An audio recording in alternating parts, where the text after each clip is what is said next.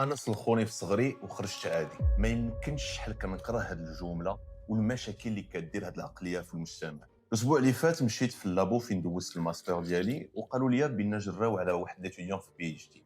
خاصكم تعرفوا بان باش يجريو عليك خاص تكون فريمون روينتيها ديال بصح. دونك سولت شنو وقع وقالوا لي بان خونا هرس واحد لاباري، ولكن ما جراوش عليها على ود داكشي. جينيرالمون باش كتوقع شي حاجه كي بحال هكا لي لابو كيبغيو يفهموا شنو وقع، حيت بالنسبه لهم هما اللي غالطين في لا فورماسيون ديال الطلبه وباغيين يخدموا باش ما تعاودش. لا، المشكل مع هاد ليتيديون بدا حيت في بلاصه يعترف بالغلط ديالو ويفسر شنو وقع، مشى يتهم شي حد اخر في اللابو، وهذا الشيء ما عمرو كيدوز. هاد خونا جاي من واحد البلاد اللي كي بحال المغرب مولفين بثقافه الايب والعقاب الجسدي، خصوصا في المدرسه. المشكل هنا هي بان 90% ديال الوقت كيتعاقبوا اخطاء بريئه وماشي سلوك متعامد.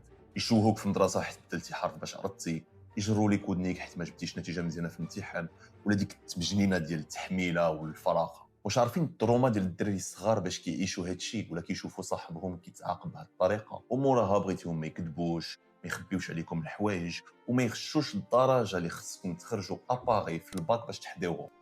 راه تعلمنا بالسيف بنا ما عندك ما تعلم من الغلط، والمهم هو ما نحسبوكش. والا كنتي من ديك النوع اللي بالنسبه ليه خرجتي عادي مورا هاد التجارب، فكر مزيان اخر مره درتي غلط، واش اعترفتي به باش تتعلم منه، ولا بديتي كتدخل وكتخرج في الهضره باش تلقى شي اكسكيوز حيت خفتي من لي كونسيكونس ولا تشوه راسك. ولادنا يستحقوا احسن من هادشي. تهلاو.